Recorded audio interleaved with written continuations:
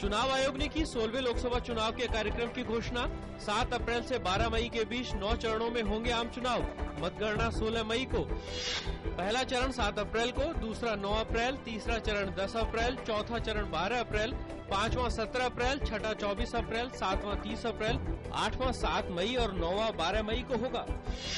7 अप्रैल को होने वाले पहले चरण में 2 राज्यों के 6 संसदीय क्षेत्रों में होगा चुनाव।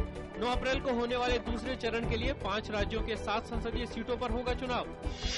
10 अप्रैल को होने वाले तीसरे चरण में 14 राज्यों की 92 संसदीय सीटों के लिए चुनाव।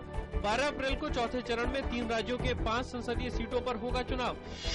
17 अप्रैल को होने वाले 5वें चरण के लिए 13 राज्यों और केंद्र शासित राज्यों की 122 लोकसभा सीटों के लिए चुनाव।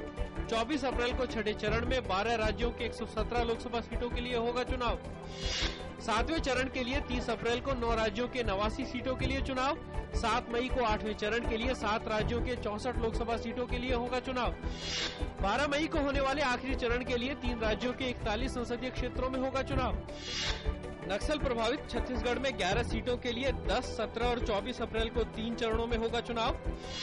बिहार और उत्तर प्रदेश में 6 चरणों में होगा चुनाव, तो पश्चिम बंगाल और जम्मू और कश्मीर में 5 चरण में होगा चुनाव। 9 मार्च को मतदाता पंजीकरण के लिए पूरे देश में चलाया जाएगा विशेष अभियान। इस बार आम चुनाव में 81.4 करोड़ पंजीकृत मतदाता हैं, जो पिछली बार से 10 करोड़ ज्यादा हैं। पूरे देश में 9,33,000 मतदान केंद्र बनाए गए। इस बार मतदाता सूची होगी फोटोयुक्त। उत्तर प्रदेश में डॉक्टरों की हड़ताल से चिकित्सा सेवाएं ठप। हड़ताल 5वें दिन भी जारी। एम्स के रेजिडेंट डॉक्टरों ने काले बिल्लों और मोमबत्ती मार्च के जरिए किया हड़ताली डॉक्टरों के साथ एकजुटता का प्रदर्शन। बम्बई शेयर बाजार आज शुरुआती कारोबार में 123 अंक के सुधार के साथ 21,333 पर पहुंचा। निफ्टी भी 33 अंक के सुधार के साथ 6,331 पर खुला। अंतरबैंक विदेशी मुद्रा विनिमय बाजार में आज की शुरुआती कारोबार के दौरान डॉलर के मुकाबले रुपया 4 पैसे सुधर कर 61 रुपए 81 पैसे प्रति डॉलर पर खुला। कल के कारोबारी सत्र के दौरान रुपया 19 पैसे की मजबूती के साथ 61 रुपए 85 पैसे प्रति डॉलर पर बंद हुआ था। यूक्रेन में रूस के रुख में आई नरमी से स्थिति में हुआ थोड़ा सुधार।